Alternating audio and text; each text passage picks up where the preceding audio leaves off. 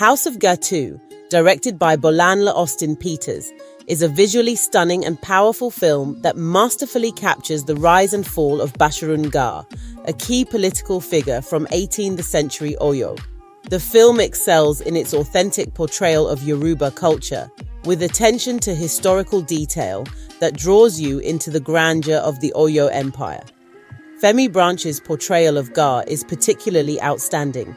He completely commands the screen, bringing the character's power and ruthlessness to life. One of the film's greatest strengths is its ability to immerse viewers in a world rich with tradition. The elaborate costumes reflect the cultural significance of each character's role. Whether it's the Alaafin's royal robes or Gaa's military attire, every detail contributes to a sense of historical authenticity. The set designs are equally impressive, from the grand palace courts to the bustling market scenes. These elements transport viewers directly into the heart of ancient Oyo, making the film a true visual feast. The use of Yoruba language throughout the film enhances its cultural resonance, and the traditional music adds an emotional depth, particularly during key moments of tension, like when Gaa defies the Alaafin's authority or during the climactic battles. However, the film does have some shortcomings. It delves deeply into the politics and historical nuances of the Oyo Empire. And for viewers who aren't already familiar with this period, the plot can sometimes feel overly complex. For example, Gaa's intense rivalry with the Alaafin is rooted in historical events that aren't fully explained, leaving some viewers confused about his motivations. A clearer exploration of his backstory, especially his deep-seated resentment toward the Alaafin due to his brother's death, would have added more emotional weight to his character arc. Moreover, while Femi Branch's performance is gripping, the script doesn't always flesh out Gaa's internal conflicts, making some of his decisions, like the shocking moment he sacrifices his son's lover, feel abrupt. Another area that could use improvement is the visual effects.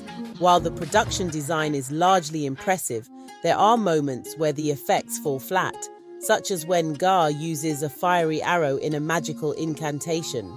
The effect feels out of place, pulling you out of the otherwise immersive narrative. These scenes, intended to heighten the drama, instead become distractions due to their lack of polish. Despite these issues, I think House of Gaa is a bold and ambitious film that deserves recognition. It tackles a significant chapter of Yoruba history with both style and substance. For anyone interested in Nigerian history or culture, it's a rewarding watch, though viewers unfamiliar with the historical background might struggle with some of the deeper themes and political intricacies. Moving forward into a potential part 2, I'd suggest a few areas for improvement. First, the film could benefit from more clarity in its storytelling, especially regarding the historical and political context. For instance, deeper insights into the internal struggles and motivations of key characters like Gaa would help viewers better connect with the narrative. Expanding on the roles of secondary characters, such as the Alaafin and Oyomesi chiefs, could also add more depth to the story's interpersonal dynamics. Lastly, while the film's cultural authenticity is commendable, future installments should aim to improve the visual effects to match the high standards set by the rest of the production. Enhancing the magical and action sequences would make the overall experience more seamless and engaging.